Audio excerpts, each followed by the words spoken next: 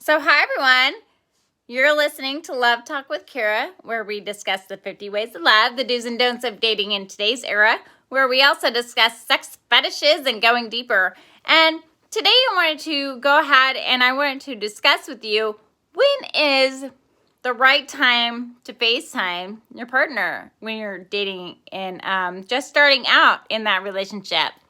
Okay, so my point of view is going to be immediately.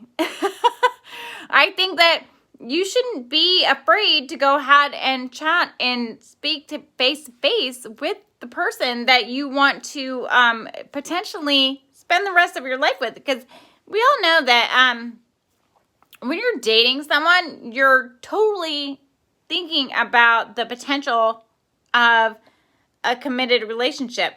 You're totally thinking about a long-term situation.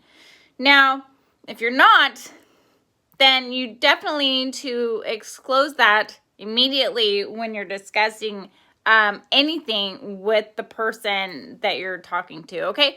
If you can't do that and you can't be open and honest with that person, then, expect some karma to come back your way, all right? And it will expose yourself and what it is that you're really trying to do on its own, in its own time, and when it's appropriate.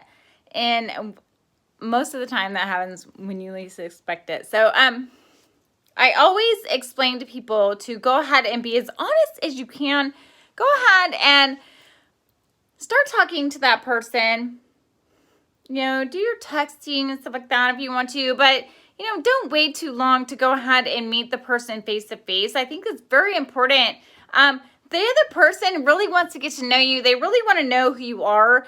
And, you should also, if you're contacting someone, then obviously you're doing it for a reason. And if you can't figure out what that reason is, then you need to do some self-reflecting on yourself. Okay? That's how that works. Think about what it is you want before you go on some type of dating app or social media and start talking to someone. Or if you just randomly go up to somebody and you think you're doing some practicing, think of why you want to practice on someone. Are you being authentic? Are you explaining to them that you're not really interested? Make sure you do that, because you don't want to send somebody in the wrong direction on purpose, because that will come back to you as well, okay?